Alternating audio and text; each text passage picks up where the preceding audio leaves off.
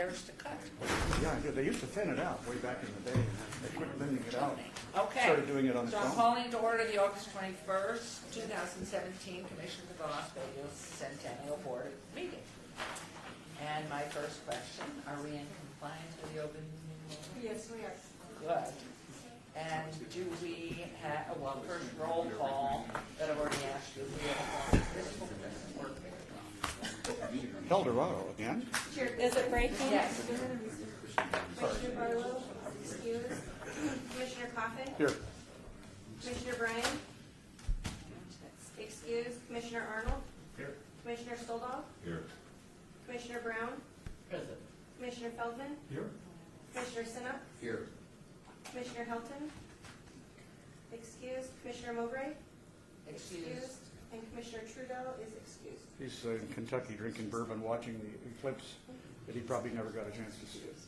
And Commissioner Mowbray made a reservation in Oregon or somewhere a year ago. So we just have added him and Commissioner Truesdale. And we heard, or I heard this morning, that Councilman Barlow, because he has a full platter ahead of him, I think he was turned out at the end of this session, has, I guess, plans and is very busy. So he's asked to be excused from the future meeting. You're about to say something. His replacement is? Well, we have to go there because we just heard this morning. If you have names, Yeah. if you submit them, please to Esther, we appreciate it. I don't think it has to be a council member. It doesn't have to be No. council. As No. long as you have Councilman Coffin, who cares? For his historical thing. You know who we need? Brian is here. Oh, Brian there is we present. are. Hugh, I think Rossi ought to come back and reclaim his seat just so we can talk to him and congratulate him on his pay raise and bonus. Sorry. You want one too? Oh, boy. I deem you. Okay, welcome, Senator. Thank you, Your Honor. Thank you. Okay, public comment, our first public comment, or is there something else? That's where we at? Ms. Monticello. Oh, no. We're into, okay. Number 3. Public comment during this portion of the agenda must be limited to matters on the agenda for action. If you wish to be heard, please come up here to one of the mics and give your name for the record, the amount of discussion, as well as the amount of time any single speaker is allowed may be limited. Quiet, nobody's coming. We'll move on to agenda. For possible action to approve the 5 minutes by reference to the regular meeting of the May 22nd, 2017, and special meeting of June 28th, 2017. May I have a motion to accept the 2 meeting minutes? I move for this approval of these 2 meetings. And in deference to Mr. Stovall, may I have a second, We please? need a second for Thank you. Wait, All is in that favor, going to be record please with a signify deferential by- second? Yeah, we don't need a second. Referential No, I'm doing it this way. I mean, I I don't know need it any very stinking well. seconds. So all in favor signify by aye. Aye. Anybody opposed? And please remember to sign on your desk that when you comment, say your name, please, because there's no video. Okay, the report. Agenda item 5, Esther Ranke, Centennial Executive Director, will be making our financial report today regarding the commission and the budget for the fiscal year 2017-18. So unfortunately, Where's Joe Williams had to leave town today at noon, so I get to fill in for him being gone today. You all have a budget. Nothing has changed from the last month. He will make a full report to you at our September 25 board meeting, and hopefully you don't have any questions. We'd like to stole off the record, just an asterisk at the bottom, how many more payments we have for West Side School. Can I see that somewhere in here? We just talked about that. I'm going to say it's probably just 2 more. It's right up here at the first line under expenditures. I haven't heard my counseling, so I'm sorry. Looks like we still owe another 500,000. See that? It's no more than 3 years, maybe. Yeah, I think we're just down to 2 or 3 more years, but I'll have him make that report next time. Can I see if there's any additional, because I think this is the year annual report as opposed to any extend beyond a year. It'd be nice to know. On my speaker. No, that's the microphone. Does it make any sense? Yep. No, we I think this covers next year, not 19 to 20, whether we've got any encumberances that extend out that far. I don't think anymore. Right. Do we? And West Side School is the only grant that we've had that we've carried over for, I think our term with that was 10 years. 10 years. Thank you. Yeah. And I do think we're down to 2 or 3 more years. I know that we just talked about that a couple of months ago, but I'll have him fill that report again. Anything else for Esther to ask him? So we'll just accept, Bless you. we'll just accept, there are plain exits, or just use Kevin's sleeve, it's fine. There's nothing else, I mean, we're not gonna approve this. if it's Nope, this is valid. just a report. Okay. All right, so now you'll stay on item 6, report by Esther Reinke, Executive Director of the Commission for Las Vegas Centennial regarding the new online Centennial grant application. Okay, as you all know, we have been working to really streamline the process of the Centennial, and it has been, it was a fun little undertaking getting an online application. We had a lot of bugs worked out. Yep. Are you looking at something? That we needed to work out. Over there. Up on the, Thankfully. yeah, it was the only way I could show it. So Eclipse. So, but we now have a great process that we Can just. that be enlarged somehow? So we can see 200. I see it perfectly. I don't Well, understand what's your here's- problem. You don't have to read all of this. All of this is all of the information that Brian and Jane and Hannah and Louise and everybody worked on. This is just all of the information. So when somebody clicks on our online application, this comes up and it gives them all of the criteria, everything that they have to do in order to qualify for a grant application. So this just basically takes all of the wording. Yeah, I'm with you. And they have to go through all of this so that they even know that they qualify for a grant. When they get down to that, you go next, and then this is an online application that has every, their name, what they're applying for, how much they're applying for. It's awesome because it's all typed, so I can actually read it now. But every page, it's about a 6-page application now, and it asks for a full budget. So this is really, hopefully, going to make this process easier for you to read. And then when it comes directly to me, when somebody fills it out and they hit send, that final button, that email comes to me in a nice, clean format. It takes out all of that verbiage at the front and just sends in the application. So that's what you guys will see. So it's taken us a little while to get there, but it looks really nice. I can send everybody the link if you want to look at it and play with it. Don't we already have the final copy? There's no change to it, Louise, nothing? We didn't change any of the information, it's just online, and we did fine tune a few things, nothing major. And if you look at where there's a little asterisk, they have to fill out that in order for them to move on to the next one. So if they're not filling out the application that we need it won't let them move on to the next page unless they fill out some of this Has information. anybody used it yet? Yes, that would be me. And Julie. I went through several tests trying to, we had some issues with the budget. We got that worked out. Actually, they click on a link that takes them to a budget worksheet that they then will fill out, save it to their desktop, and then attach that back in the application. So it's I think everybody should be really happy with it. And that is my report. We now have an online application. I can tell everybody that another improvement is when you get your copies of your grants, you won't get all of the duplicate information that is not pertinent. You'll just get the Yep. basic grant information that you're Just the looking grant. for. So, Esther, Yes. cough in here. And just let us know if you get complaints, that's all. We just, Okay. that's something you'll have to tell us about. So we Yes, can make changes.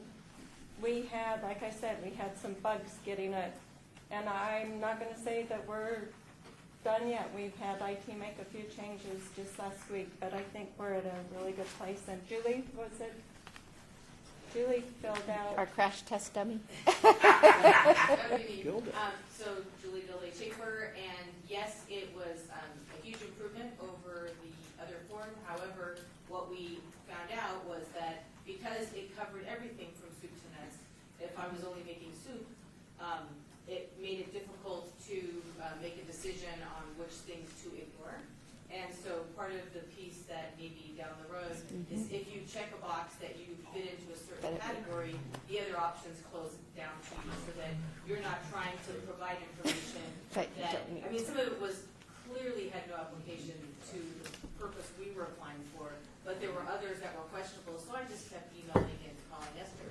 And I said, do I ignore or where do I go with this? So that front part of the application that has all of the criteria, we put may be required in some of those places. So if you're doing something that's bricks and mortar and we require a whole bunch of detailed information compared to maybe Julie applying for her old timers reunion, then you can clearly see what you are required to do and not do. But the online grant application makes that a lot easier. Remember, Brian, on a lot of these forms that we're filling out these days, not just in the context, it says if your answer to question 16 is no, then ignore questions that follow up to a certain point. I think that would be helpful for you Yeah, to know. we You don't did even have to read it. asterisks that Yeah. we have to know this information. If it's not asterisk and it's just NA, they can put NA and move on. But the point being, does it tell you that you don't have to answer, even read the next 10 questions?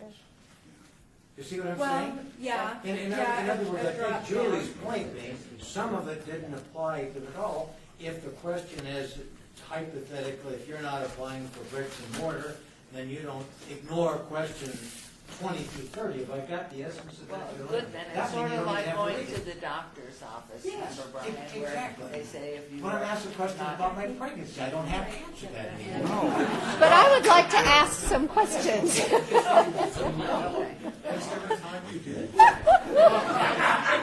I wanted to be a modern meal. I'm missing something everybody else has had. Ladies, you're getting is What did we not our have? pregnancy, not What did we not have? Got everybody juiced up? It's the world. Do you think more than marijuana is legal now? Okay, let's move on here, we want to get out by 5. got into these old parts. Did you in fact let Julie do all the work? Are you on one application, or do you have your own assessment? No, of how Julie was these- retained to represent us like Data Dondero with the old timers. So she is the core perfect example of this application. Wonderful, so you can open up another consulting business. Anything else on that one? Okay, we'll move on to agenda item 7. Thank you, gentlemen. Do you, ladies? Oh, no, we're. Do you want to sit? No, we're good. Yeah, what is going on there? We're just support. Your support, but you don't have to stand all the time. Okay, this is agenda item 7, report by Louise Help, Commissioner for the Las Vegas Centennial regarding the Centennial grant applications. And we had Ryan and I and Esther, and at least one time with Jane's input as well, met to discuss a lot of the grants that had come in. And we have them ready for you all to review today. We wanted to give you our preview of what we're looking at today. We have a request from the Las Vegas Springs Preserve. And you all may remember from our last meeting, this was for Phase 1 funding for Mel Green, who's an architectural historian, to review or give his assessment on what one of the old derricks, I believe it is, at the Springs Preserve, whether it can be saved, what it would take to save it. And the ask to us is $13,300. I think that's the total. That's the contractor's cost. I guess they have a match of $2,000. Their ask to us is $11,300. Just to give you the overview of what the preview committee looked at this and was, our comments were that even though the Springs Preserve has identified $2,000 in cash, they don't have anything additional, and and our concern was that if they don't have any money now, then this is for phase 1, then what's going to happen with phase 2 and phase 3, indicating to us that maybe they're looking to us to do the whole project. And a question here. Yes, Goodman, ma'am. here. Is there anything in the application that says on something such as this that you have to have 3 bids? I mean, just to take a bid, I would question that. I think there needs to be, a registered license, something, and you need at least 2 bids, if not 3. I don't know what the appetite of the board would be, of the commission. But I think just taking a bid is really wrong. Mayor Goodman, Terry Conachella, yes, that type of information, given the type of application you receive, you're requesting, getting multiple bids, something documented to show us how they determine their asking price and to what extent. And that they are indeed licensed. We would look at that as part of their backup. But I think what Louise is going over right now are some of the preliminary applications that came through, and what we actually have on the agenda are not all the ones that came through. So this would be Because it got if you, flushed out, vetted by the working group that previewed all the applications that we had by a certain date. And the ones that were, I don't want to say necessarily rejected, but sent back for more information, more documentation. yeah, just for example, this one originally, the request was $13,300, and after our conversations, Esther went back to them and said, they're not real excited about funding the whole thing, and there needs to be some kind of a match, and so they came up with $2,000 is what I'm reading here. So, and then they're indicating about a $3,000 match of staff time that would be in kind. So, anyway, that's just what the preview committee looked at. Obviously, we don't want to second guess what the entire commission would recommend or would want to do, but these were just our recommendations and to give you all heads up of what our concerns were. Okay? I'm not sure if I understand what we're doing right now. This is a We're just report. listening to Member Helton's report. Yeah, Bob, I think what we had talked about was instead of just having Esther or staff review this, or not review it and just give it all to us, that we were going to have a preview and try to tease some things out that might allow us to get more information. For example, in this instance, our concerns about funding 100% and not seeing a match of any kind. It allowed us to go back to them before this meeting so that we would have the benefit of that information or that update, so that when we look at it as a group. Just Go to be ahead, clear, Ryan. That's an item that didn't make it to the agenda. Right. That's where I was going with that. Mm-hmm. I understood all that process, but it sounded like next thing was a vote on that, and it won't be that maybe on No. the next agenda. Got it. Correct. And we actually have a couple more, just so you can see how this, it's more just for information's sake, just so if anybody thinks that we overstepped or you disagree, certainly we want to make sure you. Esther Ranke, just because I want real clear direction on this, this is something that the review committee looked at and didn't feel like it was fit the criteria for the Centennial. So on some of these, do you want us to still bring them forward to make a request at the next board meeting? Or, because right now my conversation with them is you're not meeting our criteria for funding. If I may interrupt here, Goodman, my sense was what we decided last meeting was the review committee would do the preliminary screening and only what was valid and warranted consideration. That was the whole reason for the preliminary committee, so we didn't have to spend all this time reviewing everything to send it back. Member Yeah. Arnold? That's correct. The intent was to weed out anything that didn't meet the baseline. And so we didn't spend a lot of time here reviewing applications that had a lot of questions left. We give them an opportunity to revise. We're still working through some of the kinks. We have one version that we reject, and then we've got one version that we don't necessarily agree with, but we send to the board for review and discussion. And then we have the other option of just saying we approve, let's send it to the board that way. Right. And so just out of transparency, we're wanting everybody to see how the process is going. Council's trying to sharpen a word and drive it in edgewise here. This is not a shy council member. And Terry Monticello, just to remind everybody that this is not a committee that reports to the board. This is a working group that works with Esther, and I think the intent is that the working group members are going to I circulate hear open meeting law. circulate around the time. No, they can't. So it can't be, it will be, depending on the type of applications that are received, I believe Esther is going to call on certain board members, given their expertise. So are there, on events, So it's an odd clearly board. we would go to someone like Hugh and Alan to get their input so that they can vet out something, give us the input in your background and whatever it may be, So And I the think that working was group the will be intent, working. The working group that was variable and that you could call on anybody. Member Poppins. Thank you, Mayor. I think to make sure we do it right, too, I think for the benefit of the entire committee, whenever someone is, let's say, no, we're back into the commission here, just to make sure that we know who is applying and who you have either suggested come back when it's ripe, and you could call that suspension, in suspense, and or rejected. But we need to have the names, the amounts, and what they had in mind. Just so we know, I think, it might be somebody we know and we would want to try to give them a goose, help them out somehow. Still over the record, I'd like to echo that to some degree, and if the decision is made by the Full. working group, that it doesn't meet our criteria, I think that needs to be brought before the commission as a whole with the same sort of classification and the specific reason it didn't meet and that the commission could override at that point. Right. Always.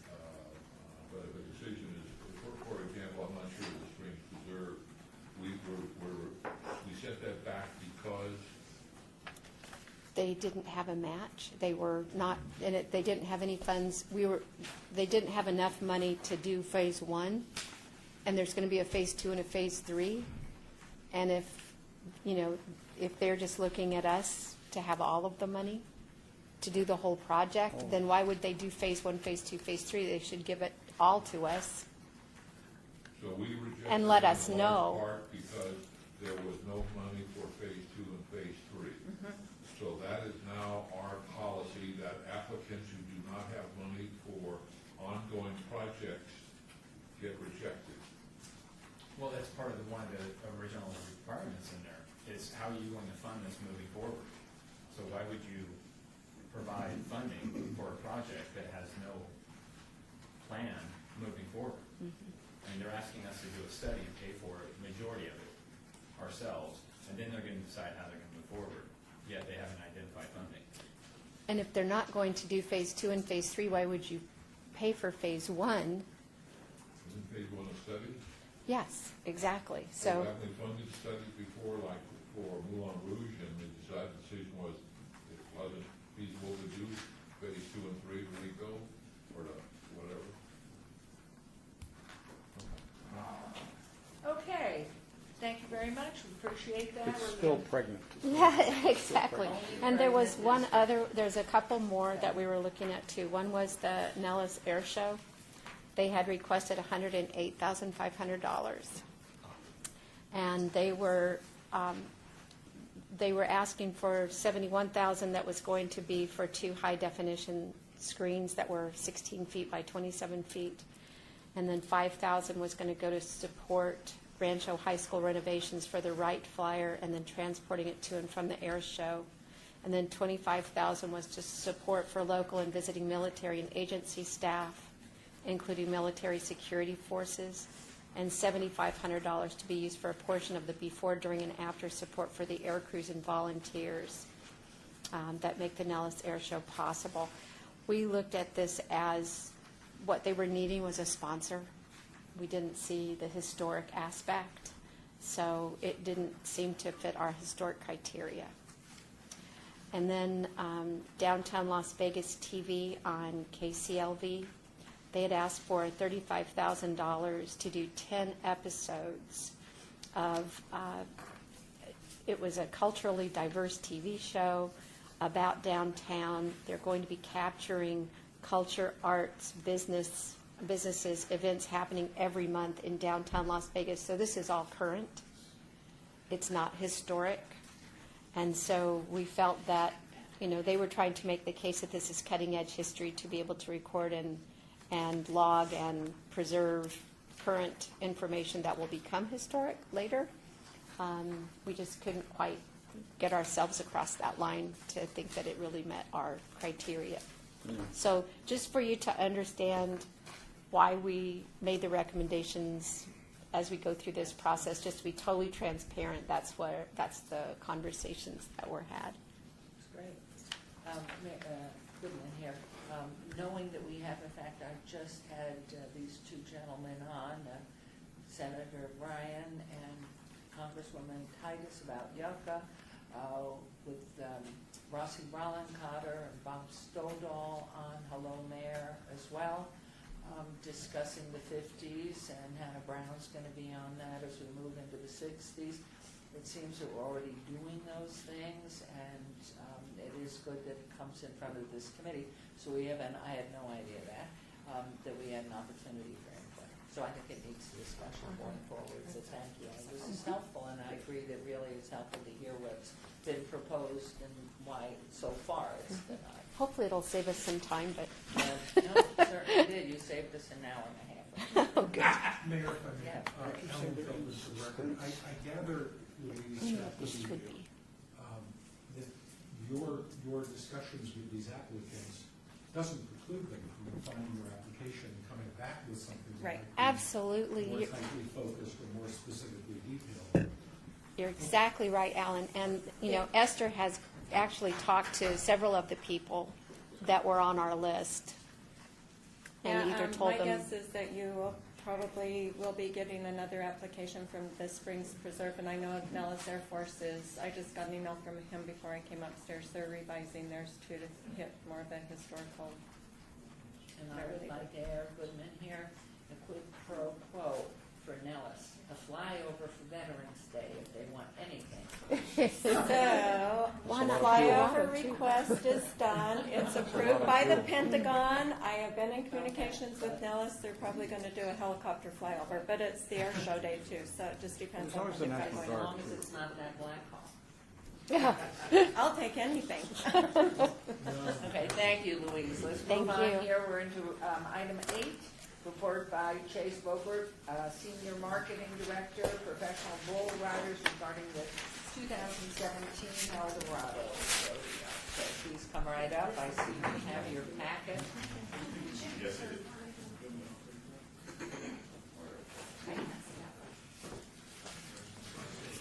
And then if each of you will introduce yourselves. We all have this, you on right? the record. Yes, we have this, and we're going to get that. Yeah, there you go. So Jackie, they're going to introduce themselves, so we have their names for the record. Chase Bogert for the record. Thank you everyone for being here this afternoon. We appreciate it. I'll introduce everyone as everyone here from PBR is new to Las Vegas. We've actually invested heavily, and we have 5 employees now that live in Las Vegas. Therese Everett, she's our Director of Event Marketing for the Southwest. Jeffrey Young, who's standing by the laptop over there, he is the Vice President of Event Marketing for PBR, and Eric Kovac, he is a Regional Sales Director for PBR as well. Welcome. So everyone has the recap deck here. We'll just be going over 2017, the reforms that we will come back at a later date to talk about 2018. So this is just going over 2017. It was a great event for us and everyone involved. As you'll hear from Esther and the Elks later on, the event was May 11th through the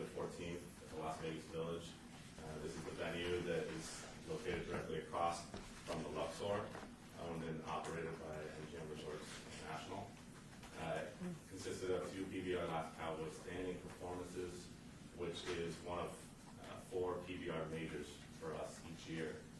Kaique Pacheco was the winner for the second year in a row. And the whole of the event was Pearl Harbor.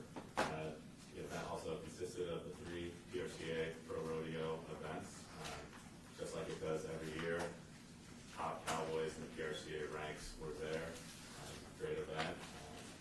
And later on in the recap, we'll touch on why the rodeo was a great success this year than last. Excuse me, did you say his name's pronounced Kaique? Kaique, Kaique, thank you. Brazilian. And he's young too, wasn't he? I think he's 23 or 24. They're all young. Yeah. They're dead at 25. You can't walk after 30. I On the believe next that. page, you'll see the tickets and attendance. We sold just over 8,000 tickets this year, an 18% increase over 2016. Our total attendance for the event was 37,000, just over that. That includes the suites, the comps, and this year we added a day to the event, it was 4 days instead of 3, and we made the festival carnival free to enter. So we have a number of people that came and experienced that portion of the whole weekends. How was the weather? Much Great. better than the It year was prior. great. Oh, no wonder. It was We beautiful. actually moved everything later in the day, on every day. Last 2016, we started at noon in the heat of the day. This year, we pushed everything back, starting closer to 5. Okay. Yes. Teresa, but for the record, hello everybody. I'm new to town. I moved here about a month ago. But I did World Finals last year, and then I've been doing Colorado, so I worked on this year's event. We had a really successful event in regards to media. We purchased media. We got a lot of in-kind value, which resulted in great attendance and a lot of local attendance, which was really great. At the top there, I can't see the screen, so I'll pull it down. Our target is These the go down to youth, $35 Western a do-it-yourselfers, and that group certainly turned up. We have a lot of impressions and a lot of participation from our media partners. Radio, they were great hosts. The stations in town love talking about Colorado, love having the Cowboys on.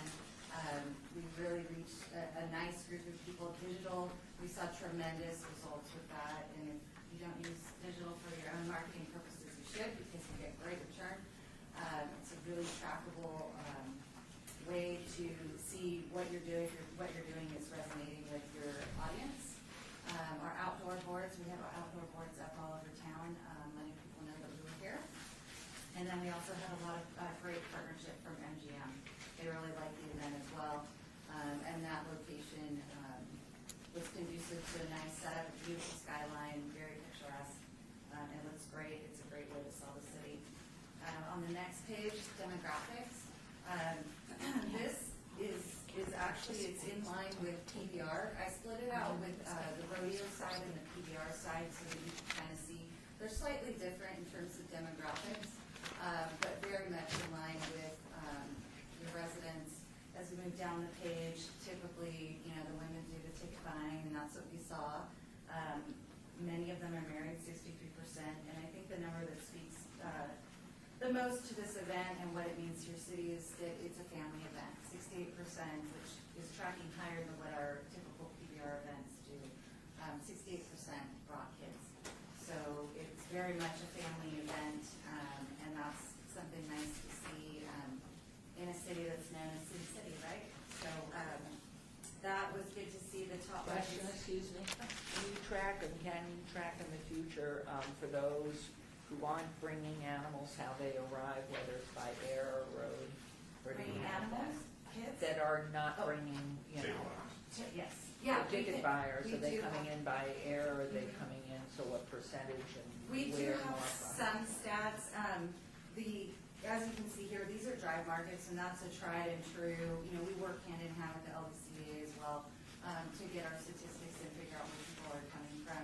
The way that we track it is really it has to be provided by the consumer or the buyer, right? So it's trackable when they buy their tickets, and that we have a lot of walk up for this event. A lot of people showing up last minute, and that can either be the people that live here that just decide on a Saturday afternoon to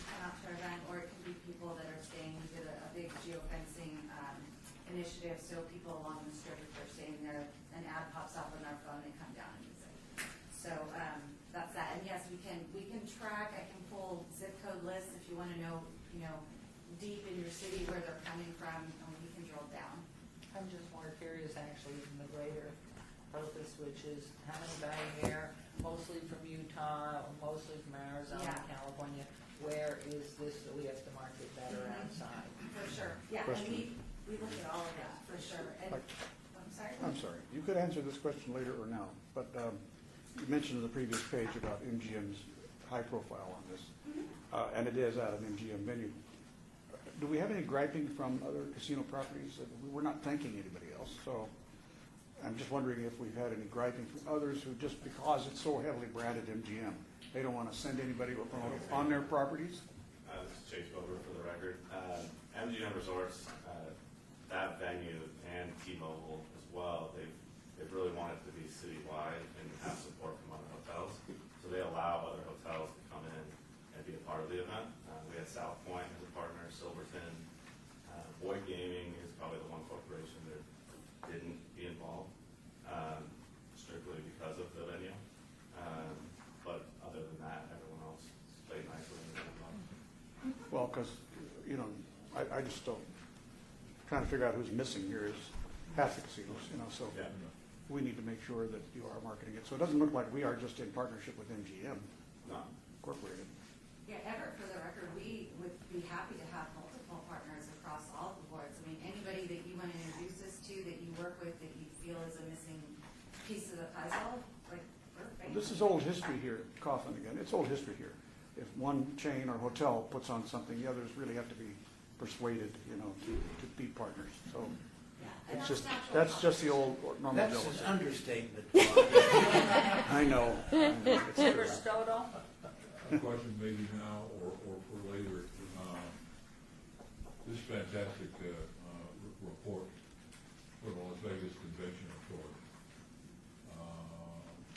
This money came to you for the history of Las Vegas, the city of Las Vegas. And I see on the next page 6 and 7, there's some reference there, but I would prefer to support how you spent the money to sell the history of the city of Las Vegas. All these numbers are great, again, for the convention authority and for the city's economic development area. But the money was for historic preservation, historic presentation. And I don't see a lot of that within this report. Flip down a It's couple coming, pages. it's coming. It's Yeah. coming. I see it coming, but I also see the same stuff coming from the Elks Club in their presentation, which is almost identical to, so my question is, when we get down to these things, can you tell me where the money for historic, how that was spent? Because when this comes up again, if there's, and I'm not sure this is gonna come up for renewal. I think, didn't we set a timing on this, is gonna be for a couple of It years? was going to step down. Was my recollection. Reduction. I'd really like to get a sense of where the money was spent for, because we have a state law that we have to follow. This is not just some policy. This is a Nevada revised statute. The money to be used for preservation and education for the history of the city of Las Vegas. So that's where I'm looking. Chase Bober for the record. The funds we got were to go to rodeo-related expenses to preserve the rodeo, the history of the rodeo. But we did have a number of things that were in the contract that involved the history of Las Vegas and the history of Colorado days. We ran the spot on CBS that you'll get later on in an email from Esther that has the history of Colorado days and the history of Las Vegas in that piece that aired on CBS. And then we had a number of pieces on property that had historical photos from the News Bureau from the last 50 years in Colorado and more. In every piece of marketing, every press release that went out, it all paid homage to the city and history of this event, that it was started in, I know there's discrepancy in the years, but 1934, and that it's a historic event. So in everything that went out, and there were multiple stories in the review journal, and maybe it wasn't the headline, but it was always included that this Eldorado Days event has been going on for so many years, and blah, blah, blah, and this is, and all the events that take place. And there is a lot of synergy with the Elks Lodge, because we really made a point this year to work hard together with our community partner to make everything work and really, brand it and make sense of it and bring all those pieces together. And certainly if there are more that we need to include, let's do it, Well, I would like to have seen the Patriot part of the presentation. I'm sure that all of us, including the mayor and the council, excited to see all the folks and the Yeah. publicity and so forth. But again, our revised statute says historic preservation, and so that needs to be, when we're audited, does this money go to those specific things? And now on page 7, before I get to that, I would like to see it on page 1 that's the primary focus of how this money is. Yeah, and we can go through the PR clips and pull out and put an added value, an assessed value to that, because the stories and the airtime and all that, it all has value to preserving that history and pushing that. I think it would help Esther. We certainly can. I can ask our PR team to pull that and give you a dollar amount, and it will be, up there for you, and then that will make sense. You'll have that, Thank you. Thank you. Okay. So the next page was just the social media reach. We're reaching a lot of people. Snapchat we saw a lot of success with, and that tends to be under Instagram, a lot of engagement and building these groups. Okay. And then so public relations is what I was just referencing. And I'm sorry, effort for the record. But that I will pull that we did have multiple PBR writers, and we also had a PRCA writer who's very, very popular. He happened to be injured. He was supposed to be riding in our event, and he broke his wrist or arm. So he did a lot of PR for us, and that generated a lot of excitement in the community. So we had him all over the place. As you can see under the highlights, the multiple Las Vegas Review Journal stories basically every day.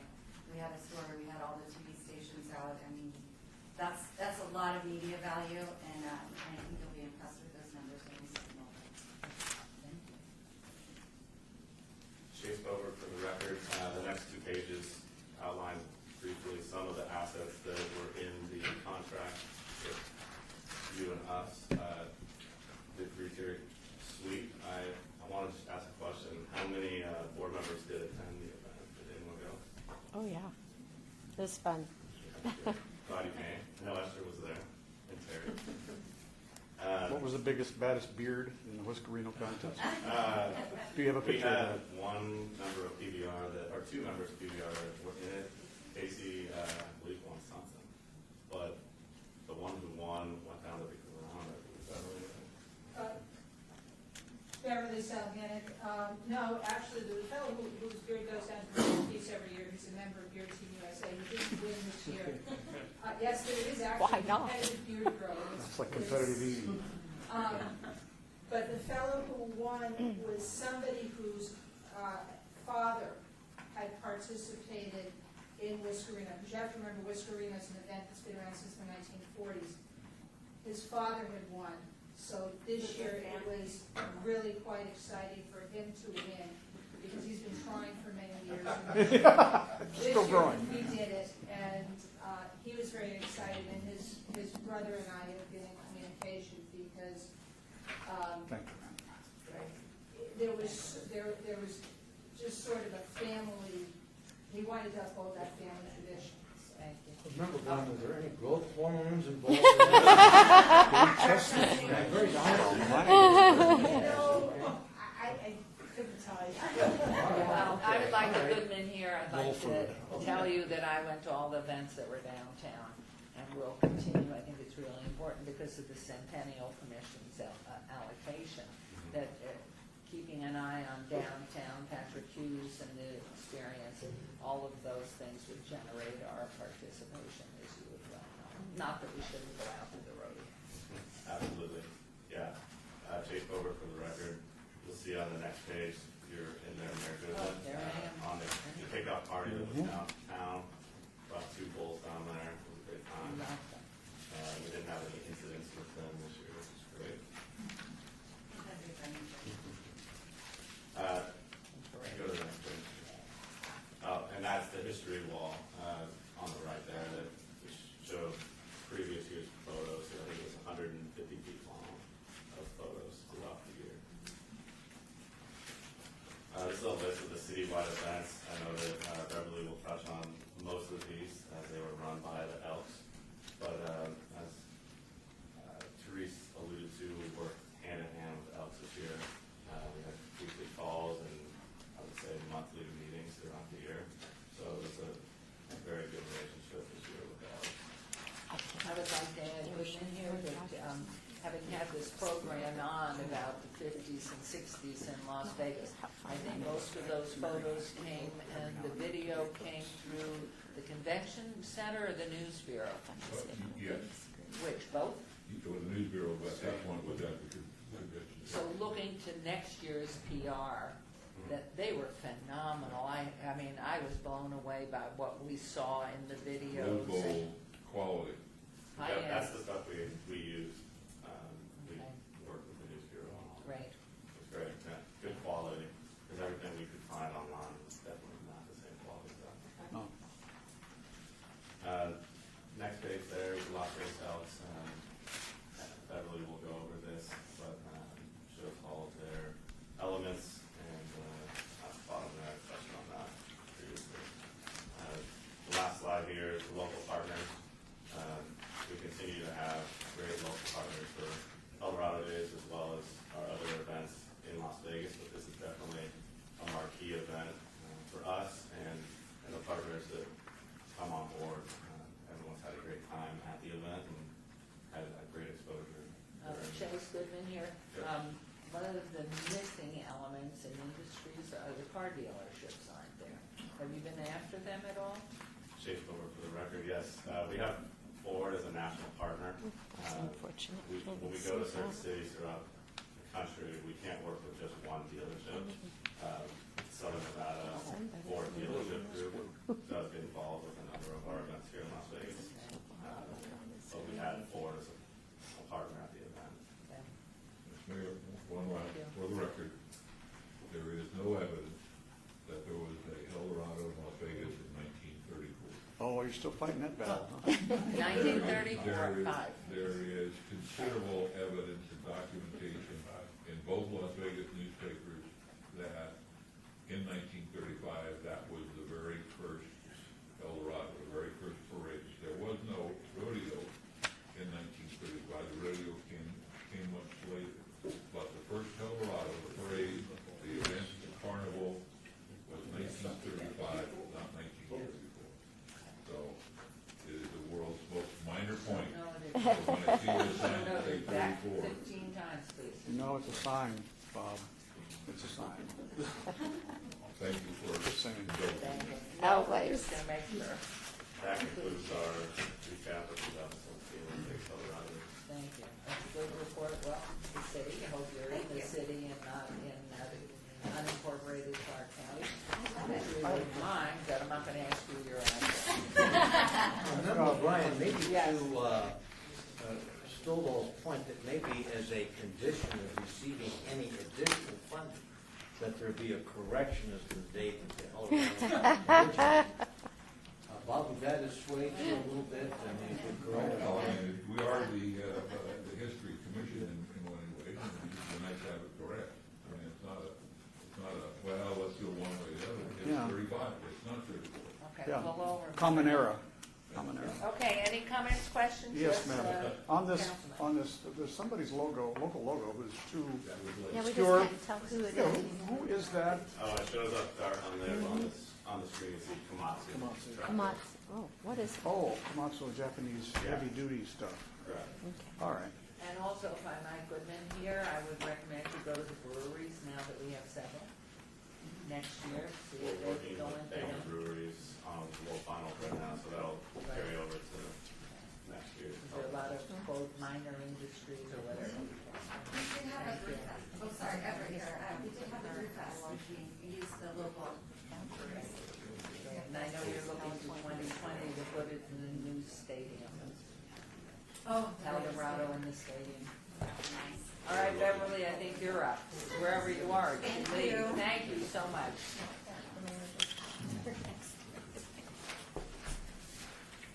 Thank you. I thought Esther was next, but that's okay. This is item number 10. Oh, excuse me, I skipped, we didn't consider anyway, we'll go to Esther, regarding the Bob, how did that 2017 escape El you? Dorado Day. Good afternoon, everyone. Esther Renke, Commissioner for Las Vegas Centennial Executive Director and El Dorado Parade producer. And the El Dorado Parade began in 1935. Parade. There's no asterisk there, is there? No asterisk. Okay, I just wanted to- Did I just score a point? The parade this year was held on Saturday, May 13th on the downtown 4th Street Parade Route. The request I asked for was $135,000. I spent $113,499. We had 90 parade entries, 22 high school bands and floats. We did a real heavy media buy this year specifically just for the parade. And that's over the next couple of days, or next couple of pages recap. I'm not going to bother to read that to you, but the 2 weeks leading up to the parade and the rodeo, I think every station was playing everything about El Dorado. I know we did a lot with the parade, and you saw that quite a bit. We were on all 3 TV stations. So our total media buy was $80,000, and we got a ton of added value because of that. Our El Dorado Parade winners this year, it's on the last page. We had Vance Del Carrizo, Basic High School, MC Junior ROTC Group, the Mariachi Encendido from Del Sol Academy, Bonnie Springs Ranch, the HPC won with their vehicles this year. Del Sol Academy was the best marching band, and the walking group was El Dorado High School. So it was a great parade. I think it continues to grow every year. And that's my report for this year's parade. Thank you. Any questions, Beverly? Esther, did you send that report to us, or is this? You should have This got was it. attached to it. Okay. Okay, thank you. All right, Beverly, you're on, but you have to say your name.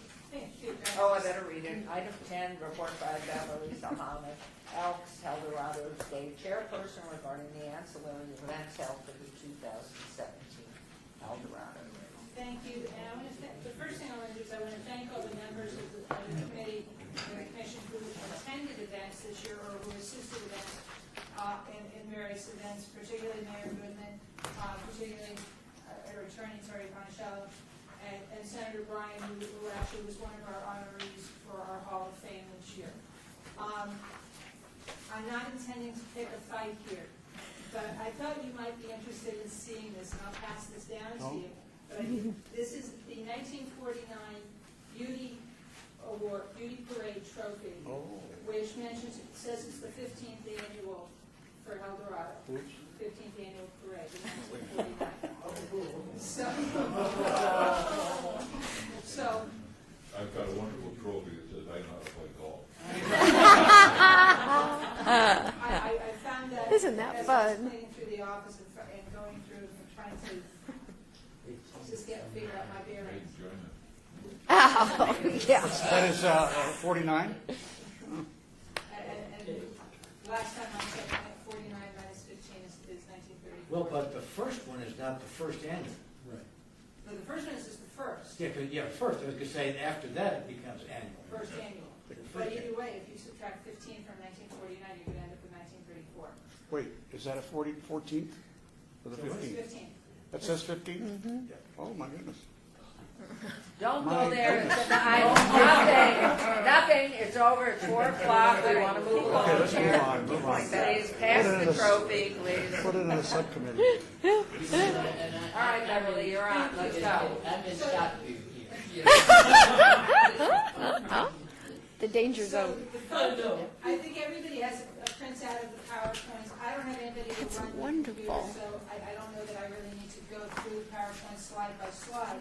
I think that the focus that everybody needs to recall is that simply holding this event is a historical act in itself. This is the oldest civic event in Las Vegas, and simply maintaining that event contributes to the history and maintaining the history of Las Vegas. We did have several new events because part of history is not static.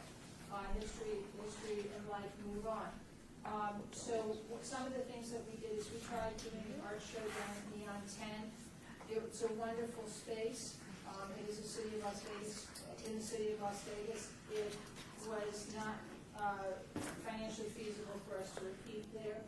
However, we also took the winners from that show, because I hope everybody knows that is a jury show. It's open to the public, and it's all the pieces are actually auctioned off. But the winners of the show were on display outside the city council chambers for approximately a month. And I hope everybody had an opportunity to see some of the wonderful art that's done by local artists. Not a good turnout at the event, though. It was always Sunday. No, Needs more marketing. Well, we're working on that, and one of my goals is to sit down with some UNLV people and see if I can get some students involved to determine how to best market that to the appropriate demographic group. We also did a battle of bands, which was very well attended. The winner ended up not only singing the national anthem at one of the rodeo performances, but also performed at the rodeo.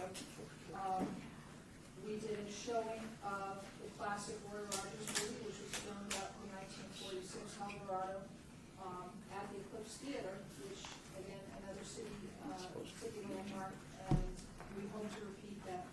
Beverly, that's the one that the Hayes Commission required when we take one of the L's out. And if it wasn't Hayes Commission, it was because a lot of the theater owners didn't want the word hell on the marquee at Christmas time, because it was released as a Christmas movie. Well, I'm sensitive to that too, of course.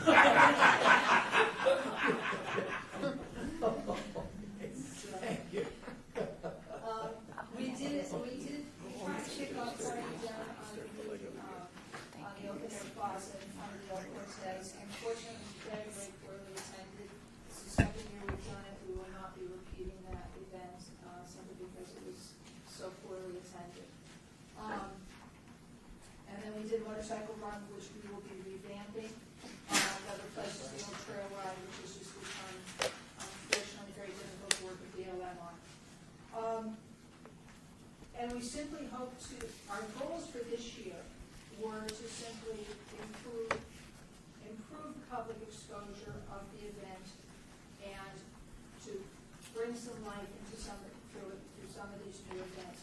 We believe that we accomplished that goal. And then the goal for next year is to continue to increase visibility and to work with some more of our local institutions. Again, I mentioned UNLV a few minutes ago, to try and bring more attention to some of the non-rodeo events. Because Eldorado isn't just a rodeo. Eldorado is the oldest civic event in Las Vegas, and it has many components. We would hope that we'd be able to have the winners of the art show back again here at City Hall. It was really, the artists were very pleased. I think we've noted in here that we got a couple of mentions in the Art Cetera column in the RJ.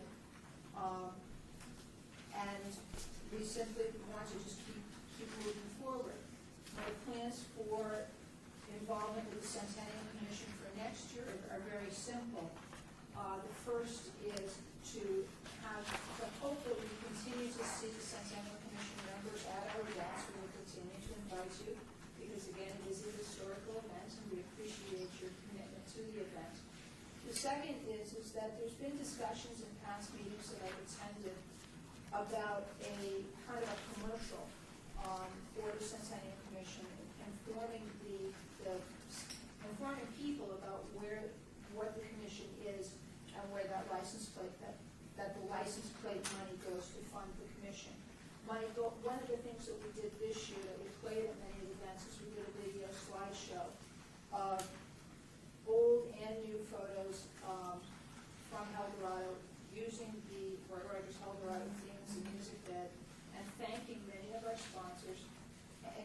Centennial Commission, but we'd like to expand that and include that as part of our thank you video that we run continuously in our product booth and at other events. And that's going to be my request from the Centennial Commission for 2018. Thank you. And if there's any questions that, No, I think we're good, thank you, and hopefully next year's bigger and better, that's the goal. as long as we correct everything. I can second that. Thirdly, I think this is helpful. This is much more specific than we've had in the past, and I know that's largely because you've provided a little bit of an organization and focus, and I thank you for that. It's been very helpful. And Member Coffin. You think that, I'd just like to know one thing, how many Elks buy this license plate, so ask them. I will.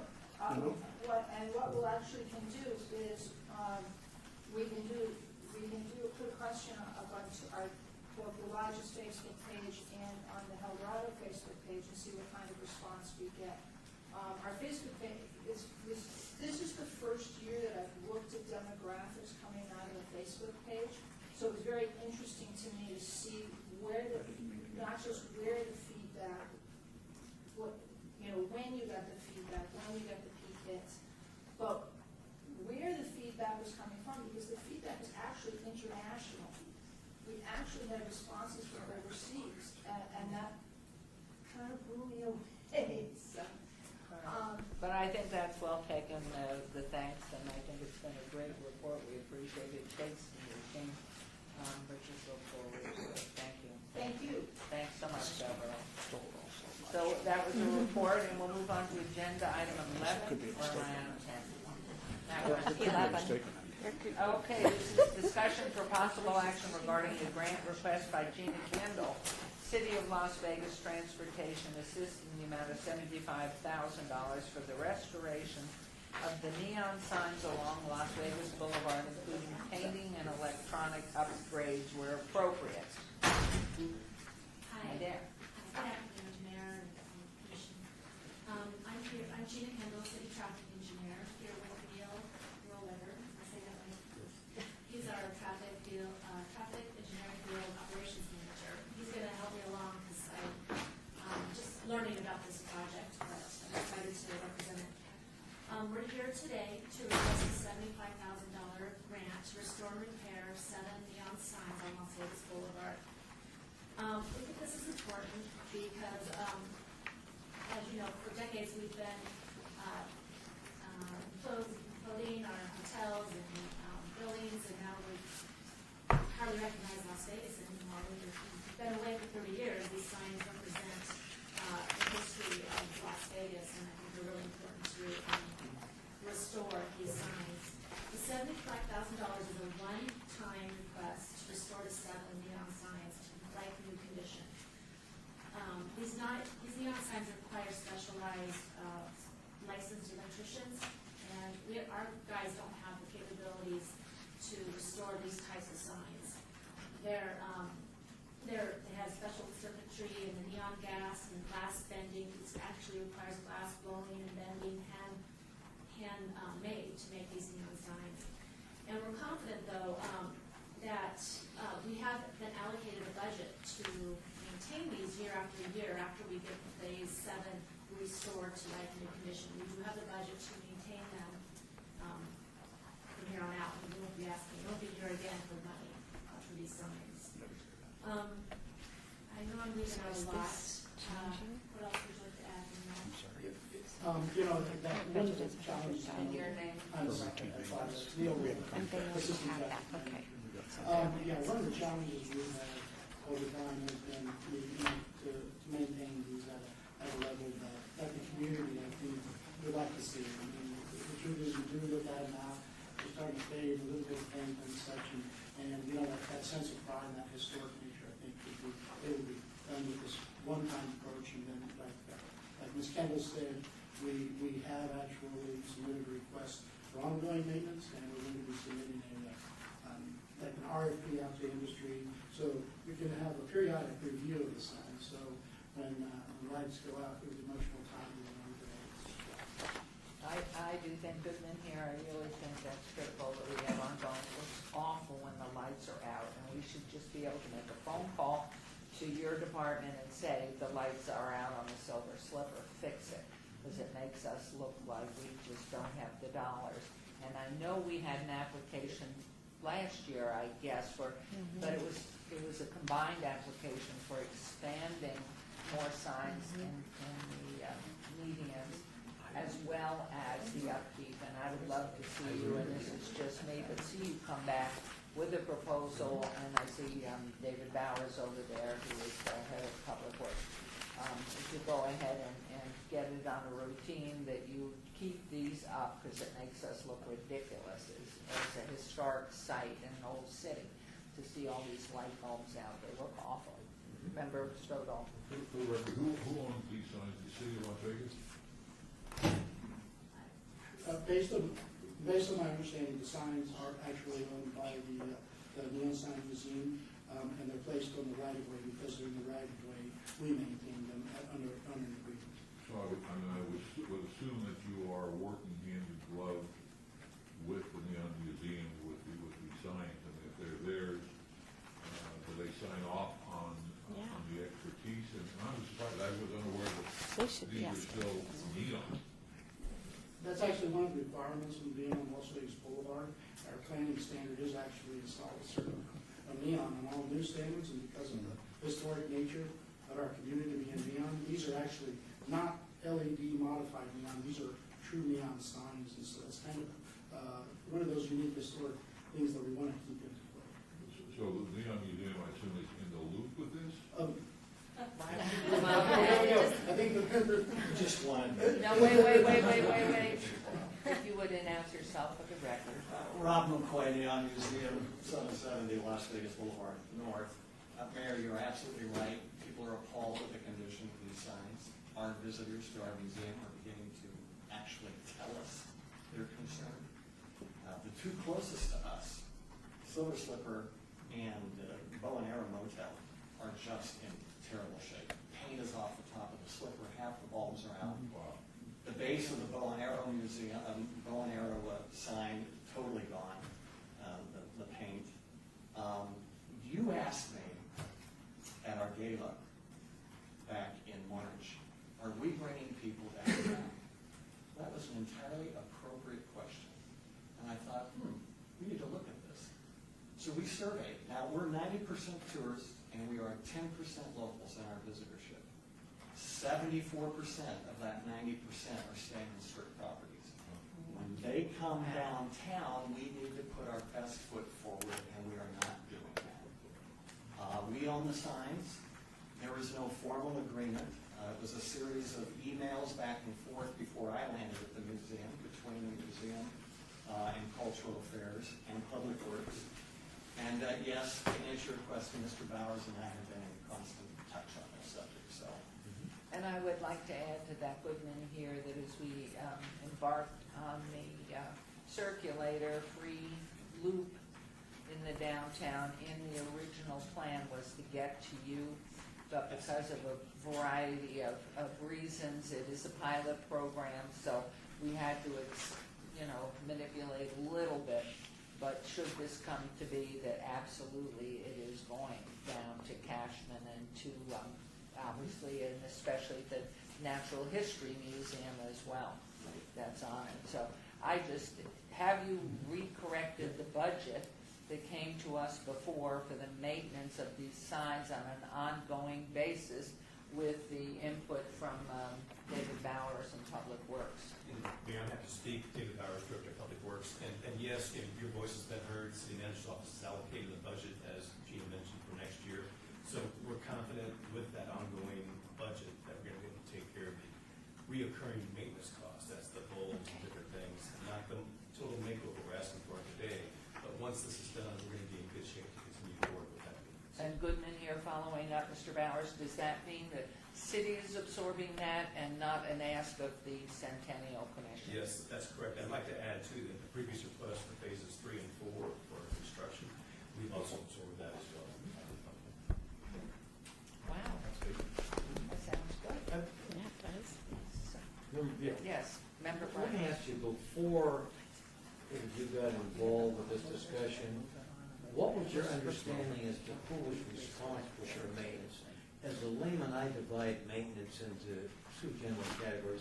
Routine, a light bulb is out. Something that might be a major repair that's not something that would occur every year.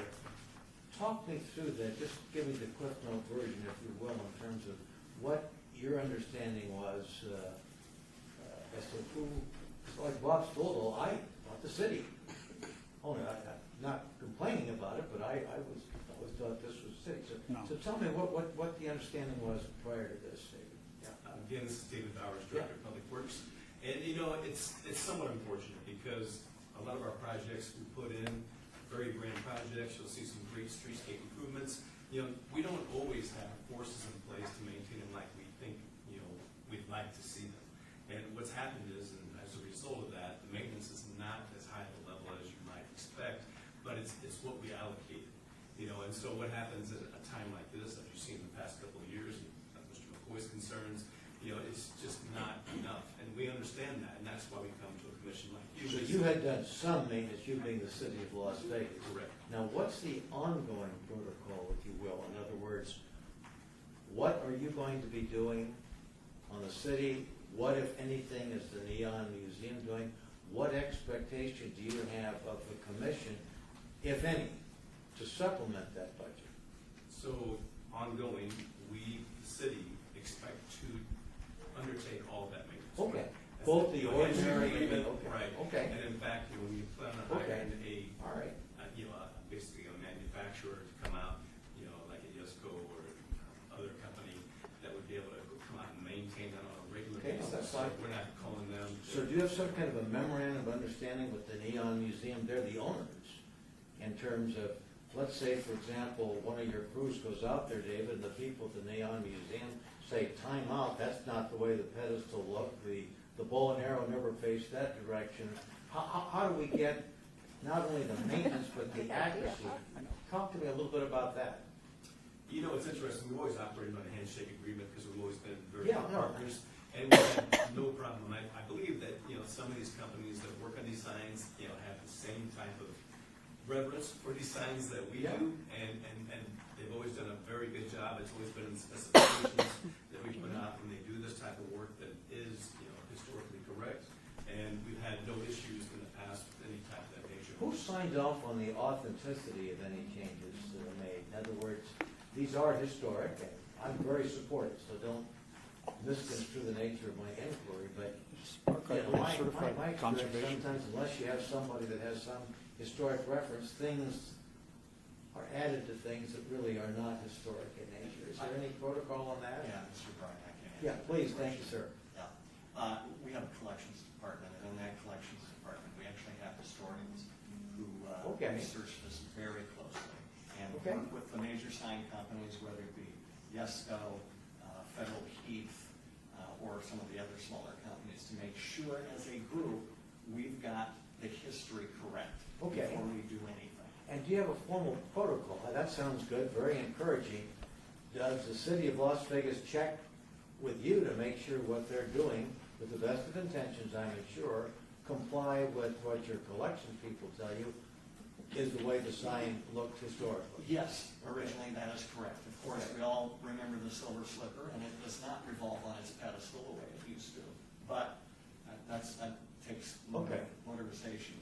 And is there some formal memorandum of understanding between the city and the Neon? There's not. I think there should be. There's a series of emails, Yeah. as I stated before, and we would love to have a formal agreement. Thank you very much, Randy. Okay, a couple of things, let's hear from Member Sinnock first. For the record, Houston, I was at a Paul Casey event at Abbey Road Saturday night, and there are a couple more in that area that need some work too. I can't remember which ones they were, but they just weren't. And let me jump on that for one sec. Mr. Bowers, is it better we call the Mob Museum? You know how you hear from me every day when something's out, not working. What is, when we see this, do we call, or your preference? Do you prefer to get the call that things are out, or you don't care? No, I would love the call. I would love a call. You know, We're up and down the boulevard a lot, and we see it. But if we've missed something, I would love to know about it. But we do have a contract, you know, with the person, the group that's going to repair the signs too, so that there's both, or however you'd like to do it, but we're gonna be directly connected. Plus, you're 24/7 and you're not. Never showed all. For the record, the Silver Slipper, Oh, here we go. originally that was called the Golden Slipper, for about 6 months, and then the Golden Nugget, got upset and was threatening to sue, so they changed it to Silver Slipper. Then after they changed it to Silver Slipper, on that building, they put the Silver Slipper. Subsequently, they moved it out to the sidewalk, and then it started to turn. So initially, it was frozen in place. It wasn't until it started to But turn. as a child, I remember it. Okay. But I am much younger than you, Bob. Okay, I'm next. Oh, you are next. Remember, I'm next. Councilman? I'm next. Vandalism, is that an issue at all, the vandal sign? I can speak to that, because we actually have that, probably about 40,000 to 1,000 repairs have been vandalism in various different. We spent nearly 150 to 200,000 in the last 4 to 5 years on maintenance on these signs. So we have had a maintenance program, but we see already that this just isn't enough. What's So that that's- vandalism? Rocks hitting neon Oh, walls, paint, taggers. It's bums. We've got a variety of different. Thank you. BUNS. Councilman. There are some other things. For example, I trust that these will all be maintained in sight. You cannot possibly move them without a lot of expense to take them someplace else. So trusting that all touch-ups and replacements can be We're done. getting very, very good prices on these. And- Yeah, otherwise 75,000 might cover the I mean, replacement. It's possible that for this cost, they may still be, it may be easier for them to do this back at the factory, so I'm not for sure on that, but, they decide what the best system is for this. One of the things that we have talked about before in the city, and it's not just in this commission, was the accidental misplacement of some of the signs. So for example, Fifth Street Liquors is still, I think, on Third Street, and so we've looked into the cost of moving that. That's very expensive, but it can be done. Where it really ought to be is on the boulevard, near that area, not too far from Charleston. So things like that happened accidentally, and we're trying to not let that happen again. Because Fifth Street Liquors was right there. We have a sign there, not the right one, though. Member Arnold. So unless there's more discussion, I'd like to make a motion. I think I was probably one of the ones that was a little bit more critical of the former plan. Yes. That we had some really high costs that were being looked at. So I really, based on David's revelation and the great presentation, I really do appreciate you guys working with us. And I'd like to make a motion for approval. I think. Second. I love that. There's a motion and a second. All in favor, please signify by aye. Aye. Thank you. Okay. Wonderful. Motion carries. Thank you. Yes. David, get that memorandum, I want to see We'll something. work on that actually. I'll tell you. I was going to close with a motion. I thought he was going to say something. Yeah. All right, folks, we're on to agenda item 12. Thank you very much. It's long awaited. This will be. Discussion for possible action regarding grant request by Julie Gilday Schaefer, JGS Productions, in the amount of $2 million. I feel like we set our sights really low on this request. Mayor, this presentation could be made by locals or some out of town. Okay, So, Mayor, $2,025.98 Move to approve. for the annual Old Timers Reunion. So please go for it, Julie, and I see a gentleman here who's an old timer too. Yes, so I'd like to Kevin Buckley, who's our Councilman venture. Coffin, Senator, members Thank of you. the commission. My name is Kevin Buckley. I remember when Bill Moore invited me to the Old Timers. You have to live here for 30 years in order to go to the Old Timers, and I had only lived here for 27 years, so I felt like I was sneaking into a movie or something. Today I find myself as the chairperson of that. Ken Johan ran it forever. Julie's going to give you the list of the, if you put the list of the founders. Coming up. It all started at Bagel-Mania. They were saying, we need something to keep the tradition of Las Vegas alive. And I realized that the city of Las Vegas ends at Sahara, but it doesn't end in Las Vegas.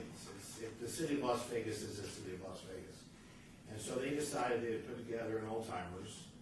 The first one they had, I believe, was at the Country Club. They had 900 members. Wow. We have have a taping here of Elliot Eisner, so if you could play it with volume.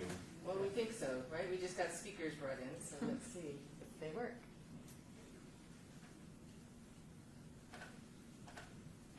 Hello, I'm Elliot Eisner, and this being the 21st old-timer reunion, I'm the only person who was at the table when the old-timer reunion idea was formed and then executed.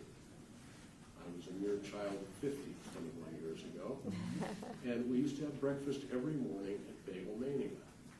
And there was the usuals at the table. There were the two Pearl brothers, Dave and Lou, Ken Johan, Paul Endy, and myself. And then there were others who showed up 2, 3 times a week, sometimes once every 2 weeks or whatever. But this one morning, which was about 21 years ago, we were at the table and Jack Cogan came in. Jack was the old original TV and radio personality in Las Vegas. And he always sat, pulled a chair up to the head of the table, and sat between the two Pearl brothers, Dave and Lou. And then next to Dave was Ken Johan, next to Lou was Paul Endy, and then I sat next to Paul. And Cogan said, you know, we ought to have a reunion for everybody who's been in Las Vegas for at least 30 years. And the boy said, that's a good idea, but it should be 25, not 30. Don't ask me why they came up with 25, they just did.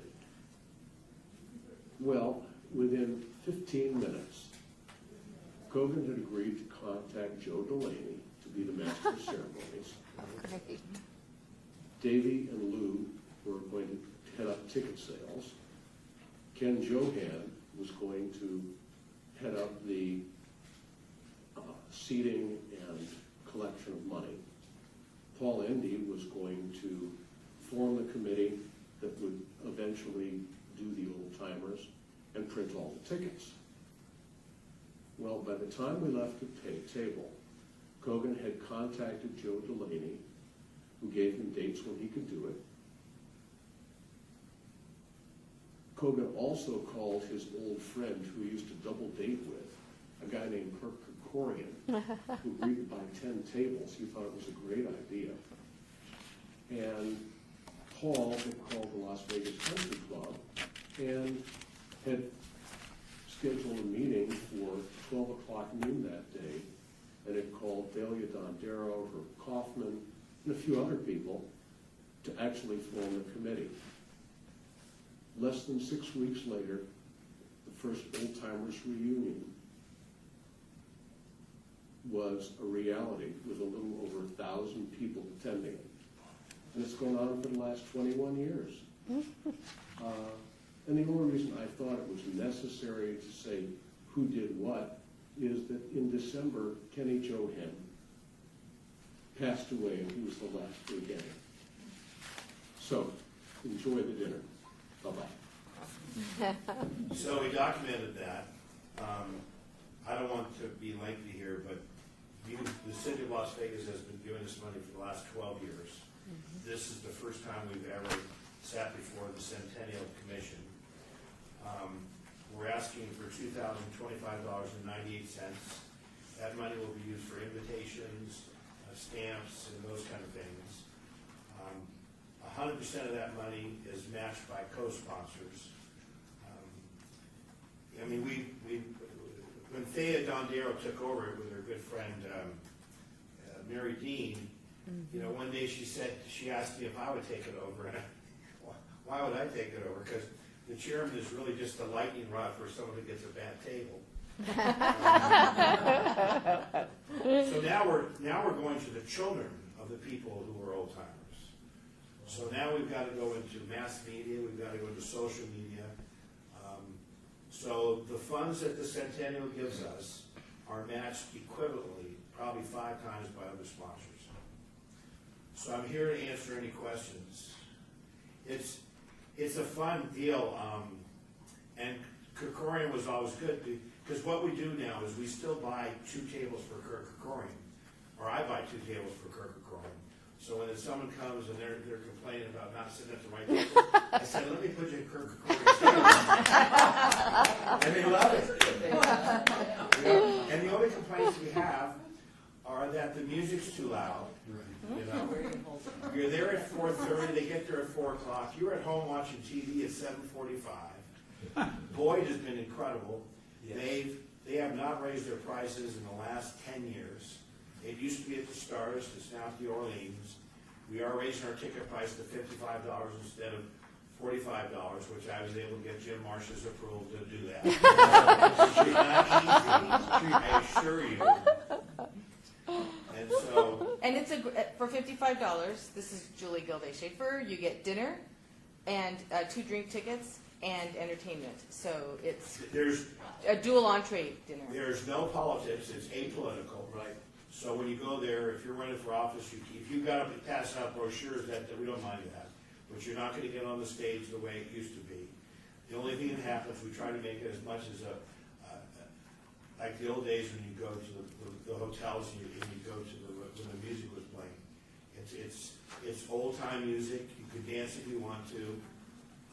So I respectfully request that you approve our application. I have a question. One is if we are limited by maybe preparing the number that's on here, because I'd like to increase it. Well, that's a very good question, because the request is for, their request is for 2,025.98, and by open meeting law, that's what we're limited by, so. So I can't go to, Can't give any more. No. What's it for? Would you like to make a motion to approve this, please? What's the date? I'm sorry. October 8th. Oh, we Sorry. can have that meeting, yes. 8th, October Yeah, 8th. that was my question, is do we have another date before? September 25th. well, I've been rounded up by 2 cents. Okay. He is an old timer. All of that. I would make a motion to approve. Thank you. Is there a Second. second? Thank you. Yes. There's a motion and a second. All in favor, You had please me at signify hello. by aye. Aye. Congratulations. What's the date, Kevin? Carried. Pardon me? October 8th. This year? It's the October 8th of October. At Sunday, Orleans. October 8th. At the Orleans. Yep. And 24 years. You can email me. Columbus Day minus 4. Yeah. well, what happened though, that's what Elliot said. When Bill Moore invited me, it was 30 years you had to be here, and I was only here like 27. Right. Now we're here 49 years, so it's a moot point. Yeah, but I'm here 27 years, so You're- it really matters. It doesn't. We no longer have that timeline requirement because Las Vegas is a different town. This town has been created by wonderful people moving here, you know, and getting into the community. So if you're a Las Vegan, you are welcome to come to the Old Timers. And it's just a social event. Put me down for 2 or 3 recordings. Thank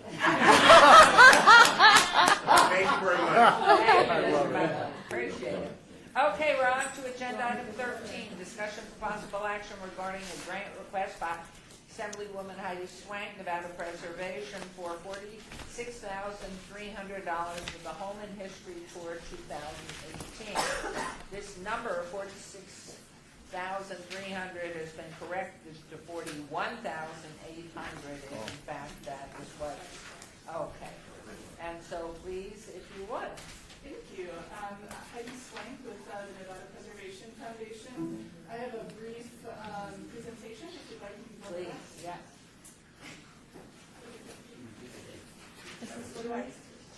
Does it click or does it not click, Esther?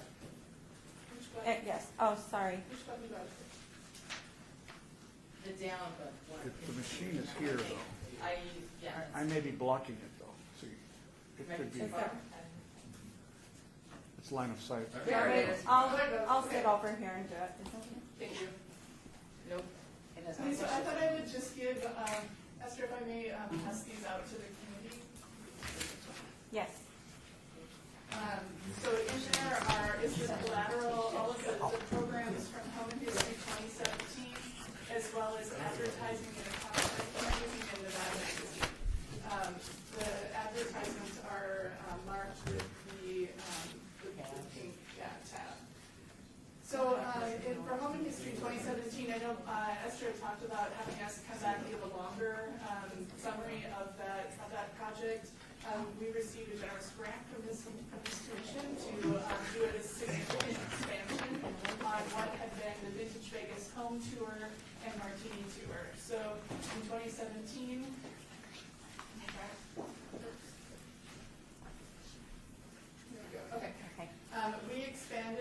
2 events and a few little small things to 2.5 days and 16 individual events. And this is why we were retired by the end of this. So it's a big growth year for us, but it was amazingly fun. We did multiple bus tours, we had walking tours, we had a single home tour that was a house that had burned and been gutted, and Bunnyfish Studios had restored it to its mid-century glory, and so we had an individual home. We had the Vintage Vegas Home Tour, which of course is a collection of about 10 houses that we perused through in the afternoon. We had the Martini Tour, which in 2016 was Jackie Gaughan's apartment at the top of El Cortez, and this year was at the Liberace Mansion, complete with the debut of the rhinestone-encrusted baby grand piano and a Liberace impersonator. It was quite the evening. We also had educational events and films and discussions.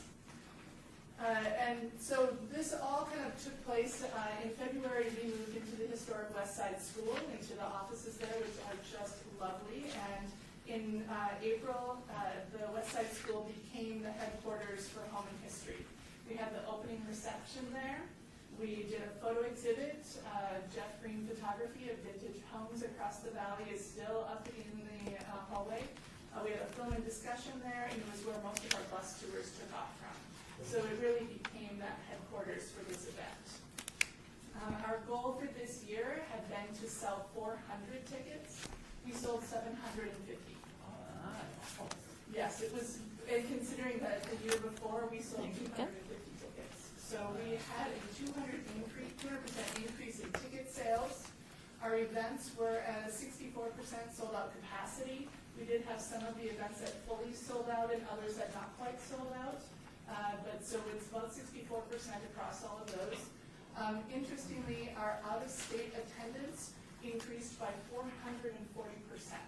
It went from 3% to 14% out of state.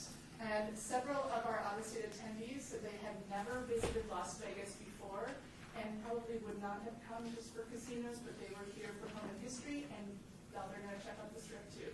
So it was a good year. We worked with a lot of organizations across the valley.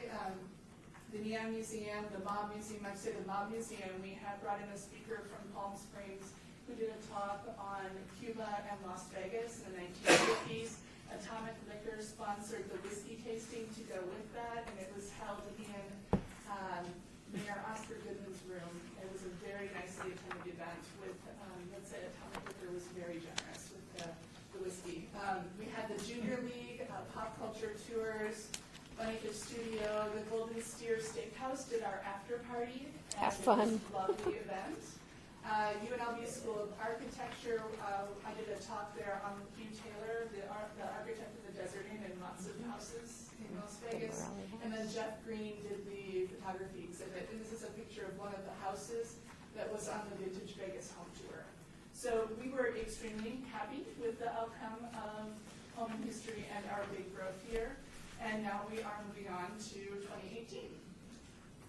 So for 2018, we will not be increasing beyond the 16 events. We might have one or two more, but we're really looking at reinforcing and growing all those collaborations to pull this event together, to streamline our processes and make sure that we have a really solid event before we expand it any further.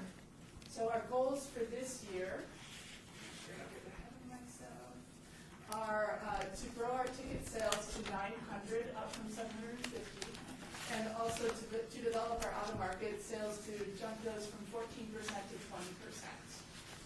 We will be doing some event development. We will be expanding our bus tours. They ran a little bit short this year, and so we want to make sure that they are running that full period, so we're going to expand those a bit.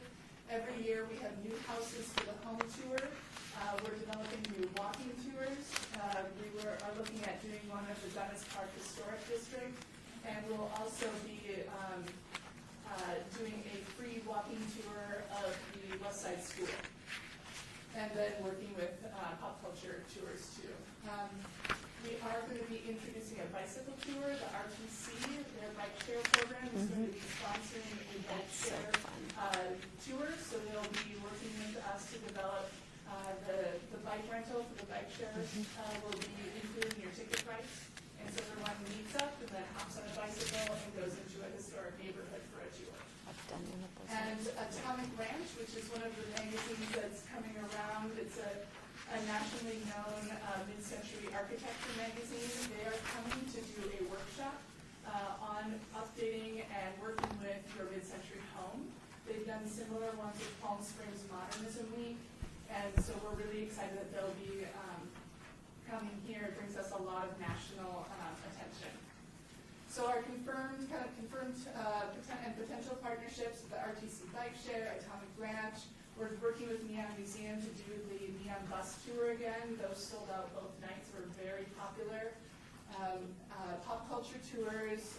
We're talking with the Mob Museum. The Junior League, I'm sure, is going to be really excited that being in Hugh Taylor House, it's a really great fit for us. Yep. We're hoping to work with Atomic Liquors and all of these. And we're also currently looking for a hotel partner. In the past, we've had multiple hotels, but we think that it'd be better just to have one that was our major partner. And so we're working on finding a hotel to be our major partner. And this, again, this is a photo from the home tour. So how we are promoting this, I have to say we have to, in addition to this commission that has supported us in the past, the LBCDA has been extremely helpful in developing a national brand for home and history. So we are working with them on the marketing plan. It will be going in on Wednesday of this week for their approval. And we will also take a marketing trip, Michelle Laramie and I, to Palm Springs Modernism Week. This last year we went to the preview weekend, and it was extremely helpful. That's how we got Atomic Ranch involved. We know Modern Magazine is going to be there, so we are going there with the idea to do more networking to see who we can bring to Las Vegas. Our print advertising will be in Atomic Ranch and Nevada Magazine, which are the ones we did this year. We would like to, if our grant is approved, to expand into Preservation Magazine. This is the magazine that's run by the National Trust for Historic Preservation, and so it's a very good market for us. These people travel quite a bit. Modern Magazine, which is kind of an upscale version of Atomic Ranch, focuses on much more sleek interiors of modern homes. And then Dolphin Promotions is an antique show that travels, and we would like to get into their catalogs in Palm Springs, Chicago, and Miami. We'll also be doing digital advertising. Retro Renovation is a great market for us. It's an online blog that lots of folks go to. Atomic Ranch has just started online advertising, so we'll be going with them. And Modern Magazine online. And then Strategies 360 we have used in the past and will continue to use. They do our Facebook ads and all of our geofence digital ads. And we did last year, we tried geofencing the week before to the Strip and the Fremont Street Experience. So if you were there, our ads popped up on your phone. And we had a significant influx of ticket sales from those locations because people were looking for something interesting to do. So those are kind of our plans as far as how we bring people in. It's really working with the LBCDA in addition to our marketing. So what we're asking for is in this, Nevada Preservation is looking to cover about $37,000 in costs of this. We are a partner in this. We are not asking you to pay for this. We're covering most of the labor that goes into this. We also have some partner organizations, so the LBCDA, we're hoping to get a grant from them for advertising. Tour planning and implementation, the RTC will be providing that for the bike share tour. We have often had donations as far as venue use and then hotel discounts. So from the Centennial Commission, we are asking for $41,800. Part of this is to cover personnel, and we learned something last year in that we needed a lot more people to run this thing than we had there. We had a lot of great volunteers, but that doesn't. But sometimes your volunteers are not always there, right? Their lives, things come up and they aren't there. So we're trying to front load a little bit of our personnel, and then project and supplies, and then contracted services. That $1,000 is really just to look at our advertising and update the ads that were appearing in like Atomic Ranch and those types of things. So with that, I'm happy to answer any questions you might have. Your Honor, if I might just, Member Bryan, first rate presentation. Just one question that I have. The amount you're asking us at 41.8, have you contemplated asking the LVCVA to supplement their 20,000 according to the information we have? That seemed like a pretty miserly sum, you know, one fine bottle of wine. You know, strike that, oh, strike that, withdraw that, please, that's. A tenth of a bonus. A tenth of a bonus. It's getting worse. Yeah. You know what I'm saying? Seriously, I mean, I think it's a great program, and I'm going to be supportive of it, but it seems to me LVCVA might be willing to participate to a greater extent to help you generate that. And for the record, I suggest also income. And there's, I see there's an ad about a magazine, which is a great demographic for this, but maybe next year, this is going to grow.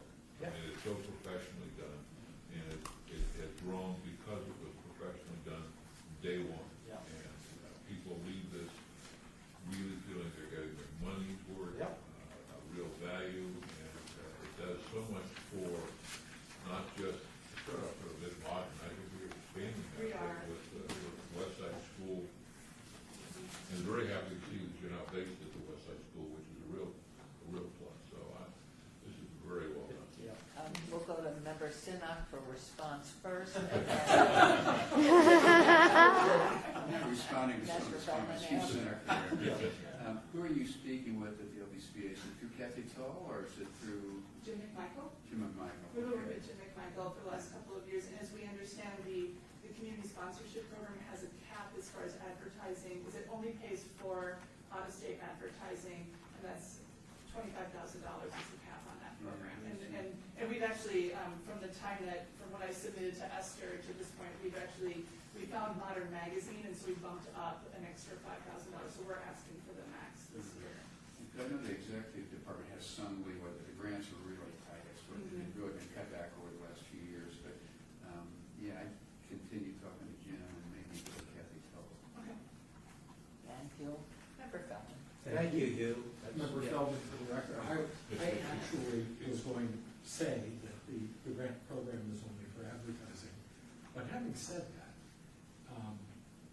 I just wonder if there isn't a discussion to be had with the LVCVA about a larger view of this as a means of articulating some of the dimensionality of Las Vegas.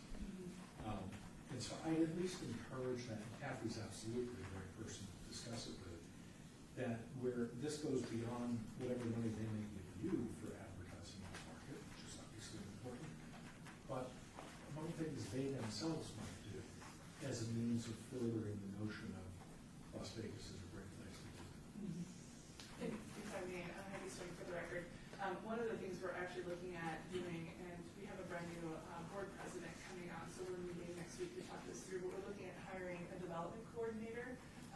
We've grown pretty quickly in the last, we'll be 4 years old in October, and we now have 3 full-time staff, and I still can't keep up, so not a bad problem to have. Yeah. So we're looking at hiring a development coordinator to help with this outreach to bring in more sponsors.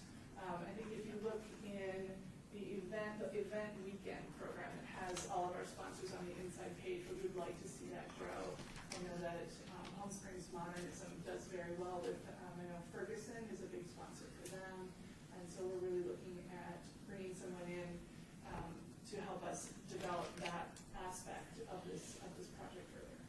Bill, for the record, I'd like to make a motion to approve with the note that, speaking for the senator and myself, our previous comments were with a smile on our face. And I'll take a second to that motion, please. And the second from Member Feldman. All in favor, signify by aye. Aye. Anybody opposed, they'll be shot. Could I ask one thing? Yes. I just want to make sure, Heidi, I want to make sure that the vast majority of the stuff is done in the city limits? It is. Okay, because I saw 3 or 4 Paradise Palms locations, which I think are fine, as long as the preponderance of work is done inside our city limits. That's our charter. Yes. We wander a little bit, but it is, you know, if it really roots back to Las Vegas City. We always have a few houses, like 3 houses on the home tour that are in Paradise Palms. But the majority of them are in Giants Park, Beverly Green, Yeah. Scotch 80s, all of Sure. them. You had none in Rancho Circle, I saw. I don't think in Rancho Circle, It was but always we'd next year. love to have, but we're always I was looking thinking for- Phyllis McGuire's. that maybe We have been perhaps- trying to find our path there. Just give me a call sometime this week and we'll see. Are you chairing the education committee, by the way? I just wanted to say that here is the Assemblywoman's signature from our electronically submitted application. This one's a little drunk. So it is sort of, Are you guys at the martini tour? do you do a use your thumb, or how do you do Esther this? Ranke, for just to get Heidi off the hook with that, really, It's hard to sign on you those have things. to have to draw it with electronically your sign mouse. with your mouse. And Heidi actually had submitted That's on the old excellent. form. We took her old form and we did it as one of our trial applicants and So- signed her name. God, you can come over. Well, and- it Yeah. Real signature right there. Yes, It's we have okay. the real signature. You have a PhD. That's and how I it works. understand Thank that's you, Mayor. important. It's so funny. Louise Helton for the record. Heidi, I just was, I'm so excited about all the things that you're doing. The one thing that I was thinking though is if I know, and I'm excited for people from out of town to know all about us. I'm still trying to get more people from Las Vegas to love us. So maybe the Desert Companion would be another place. And we've been looking at that and trying to figure if it's in our budget. I'd say that 86% of our attendees are from Las Vegas. And I think that would be a good clientele. The other thing is I love Mid-Century and everything fabulous, but one of the things I'm the most concerned about is people loving the Las Vegas high school neighborhood. There's so much there, and it's so it's so tentative. Anybody could knock things down. We've already lost so many things because nobody knows what's there. They don't appreciate it, and we need to make sure that we get that taken care of. So anyway, just a personal plea. Congratulations. Thank you. So proud of you. Excellent professional, top of the line. Will be reelected again. Okay, agenda item 14, folks. We're pressing on. We're 9 minutes to 5, and I'm going to try discussion regarding topics for future agenda items by the commission. Comments made during this portion of the agenda by individual members shall refer solely to proposals for future agenda items, and any discussion should be limited to whether or not such proposed items are within the purview of the commission, and or whether such proposed items shall be placed on a future agenda. No discussion regarding the substance of any such proposal topic shall occur, and no action shall be taken. So, any items? Your Honor, I've got one. I was elected to chair the geriatric conference here, and our request, with all due respect, not even on your ophthalmology chart is there finer print than this. It's impossible to read. It's just of no value. All it does is frustrate the hell out of you. You need a better item. I mean, just bigger scoop. sounds. Thank you. Anybody else? I Okay, have a few. that was for good and welfare. Okay, very quickly, I want to, are we having an update hopefully next time from our public information office about stuffing the surveillance? And the reader boards for the historic Clark County School District, the applicants, I don't know if it came into the committee, but our older schools in Matt Kelly, some of them have come forward to ask about reader boards for their schools that the school district will not pay for. But because they're historic elementary and middle schools, I had suggested they come here to us. I don't know if you saw anything. Okay, so I'd love to see that on the agenda, and I don't even know who to reach out to, but since we're not allowed to discuss it. Any other suggestions? Houston, for the record, I talked to Derek Hill of Cox about the flower and the insert in there, so I don't think it's going to be a problem for them. With Cox? Yeah, want me to see That'd be his good. contact info? Wow, that's even That's better than huge. sewer. That's huge. He said, I don't think it'd be a problem. That'd be great. I know it goes outside, but We don't care. No? Everybody buys. As a minor Oh, point, I you think don't want- it's possible that the senator and myself could sit down closer to the screen. God, it's just, They're not done with Jackie, when you put the little seeds. Well, it was all printed. I mean, We it have was those printed, by the way. little seeds, It Well, was in our backup materials that I did. was? Yeah. 40, uh-huh. 40 So- point, 40 point will do. oh, 40. okay, yeah. Okay. I didn't get that. Yeah. My office did print it. Was that sent out before any too?